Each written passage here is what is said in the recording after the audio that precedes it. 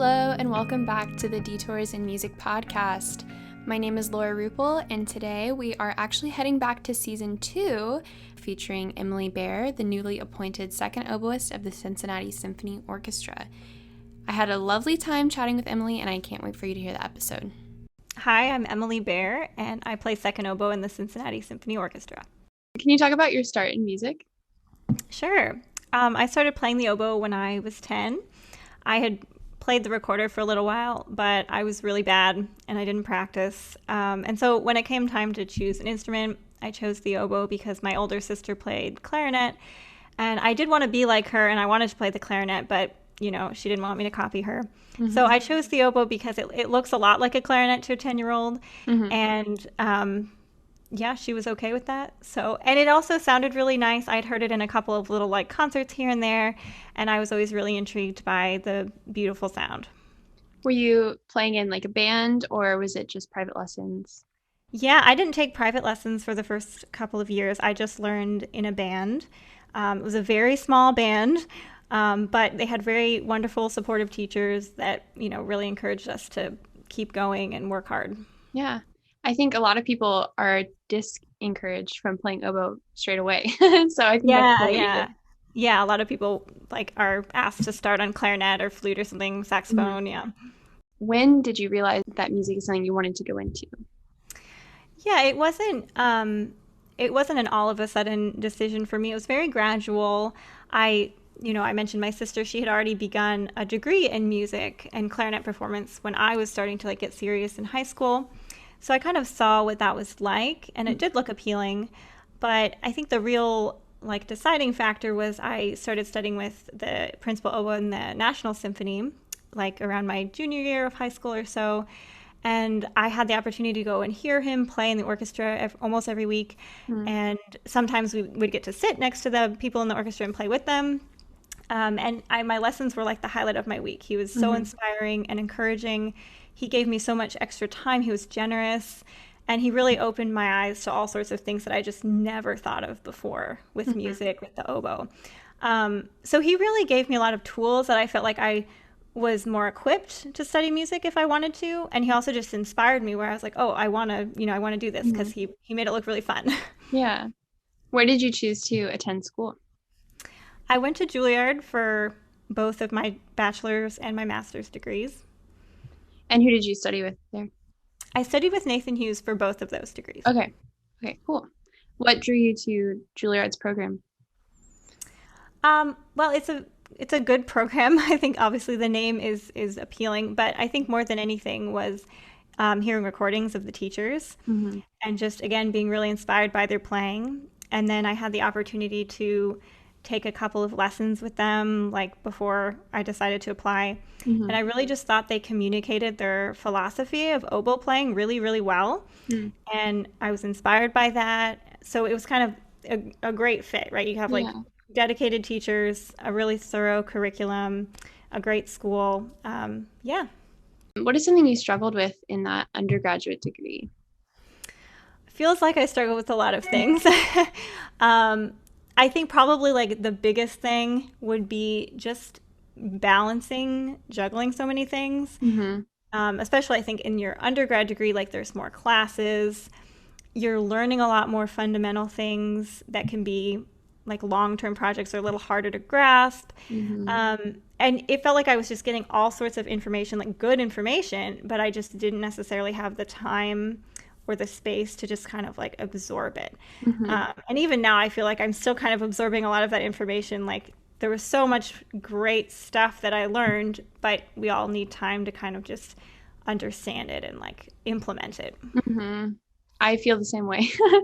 Yeah. There's a lot of resources. And so it can almost be harder to choose what to pick and learn from. Yeah. Yeah, and I almost feel like the biggest learning from higher education comes after you're done, because you have a little bit more freedom to figure out how it all fits in your musical voice. Mm-hmm. What is some advice you have for younger players for whom things are not going as expected? I would encourage younger players who maybe it's not going as expected to definitely don't be afraid to ask for help. Mm-hmm. there have been a lot of times that I've been really hesitant to ask for question or for help or even ask certain questions because I feel like I am supposed to know something by a certain time or I'm just afraid. But chances are, like, there are a lot of people wondering the same things as you are or struggling with the same things. And chances are there's a lot of people around who actually really want to help you and have good insight. And like music, I think by definition is not an isolating thing. It's meant to, bring people together. And I don't think that learning music should be isolating in any way. So I think that reaching out is a really powerful tool when things aren't going as expected. And it can be kind of scary, but I think it's almost always been worth it for me to take the plunge and ask a question or reach out to someone for help when I needed it. And I think that reaching out for help can almost get harder the older you get, or absolutely.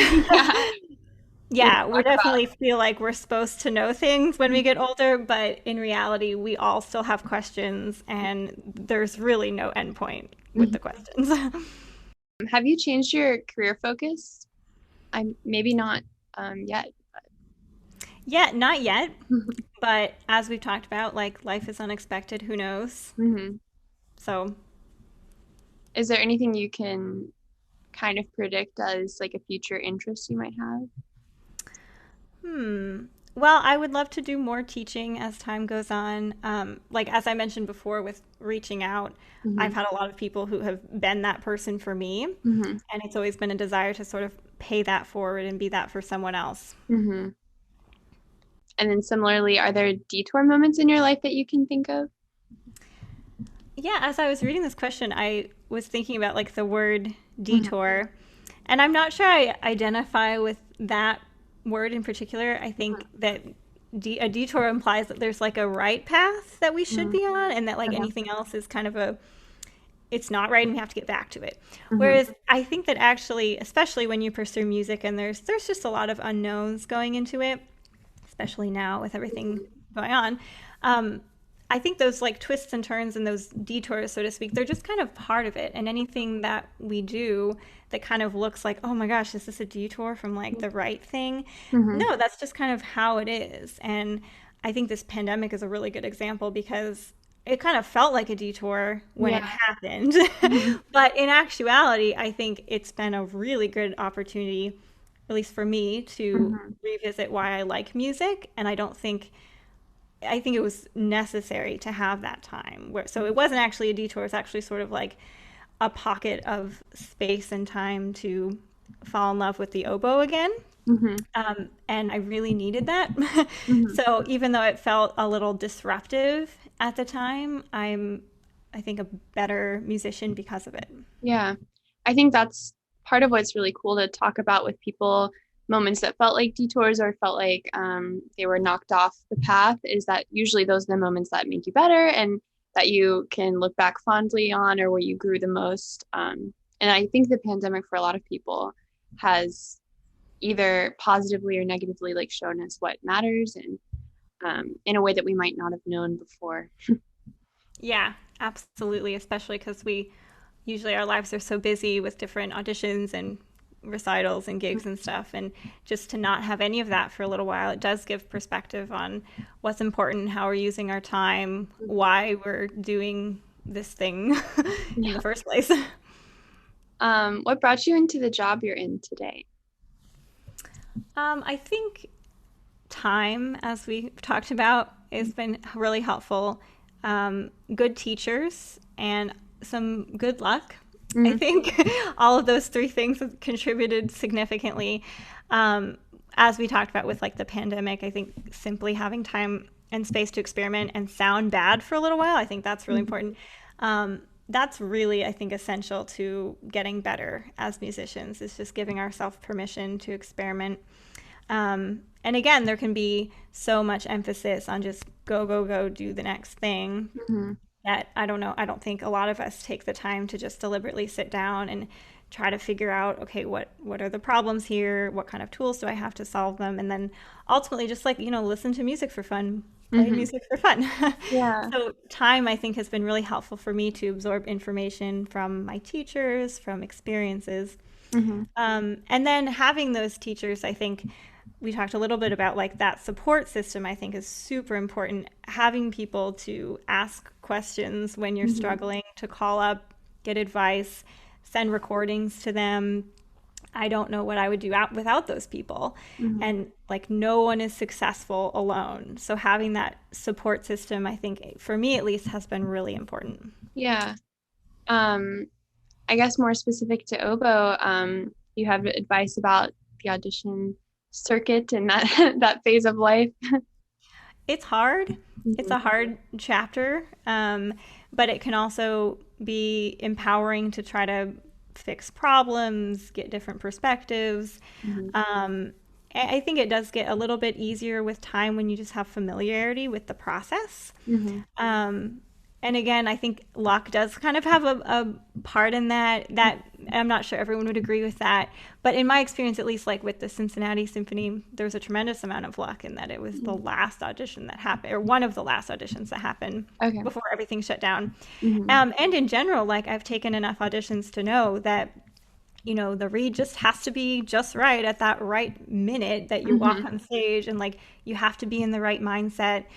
You have to have eaten the right thing for breakfast and all sorts of things that really aren't easy to control.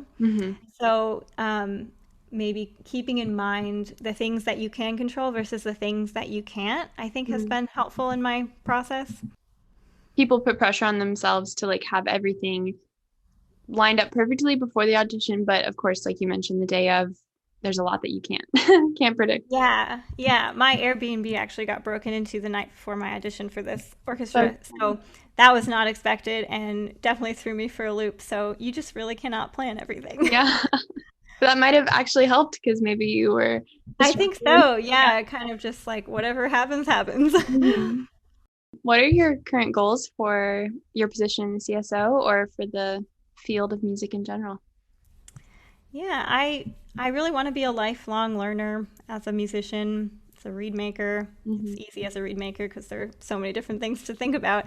As a teacher, I really want to be curious and open-minded and willing to change and ask good questions. I think all of those things are probably vital for having like a fulfilling career. I want to be a good colleague. I want to support those around me and help them be the best that they can be.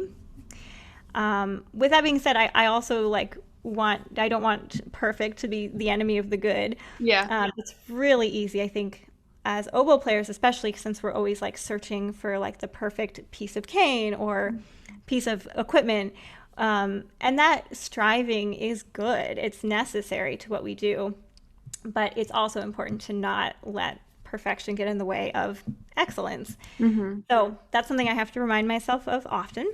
But ultimately, I just sort of want to continually remind myself that, you know, this job and that every stage in life is just one on the rung of a long ladder, and, you know, to keep learning and trying to get better. I had a teacher who once said that the moment that you stop trying is the moment that you get worse. And that stuck with me. Yeah. Thank you to Emily Beare for being interviewed for this episode. I am really excited that now the CSO has more concerts opening up, and I got the chance to hear her this past week playing in a concert, and I can't wait to watch and follow her career and hopefully work more closely with her. If you'd like to keep up with the podcast, there are multiple ways you can do so. First of all, you can go to our website, which is detoursinmusicpodcast.weebly.com. You could also subscribe to our YouTube channel, also called Detours in Music Podcast. We also have a Facebook page and Instagram account where you can like and follow us. The Detours in Music Podcast is available everywhere that you listen to podcasts, but on Apple Music podcast apps, you can subscribe and rate us.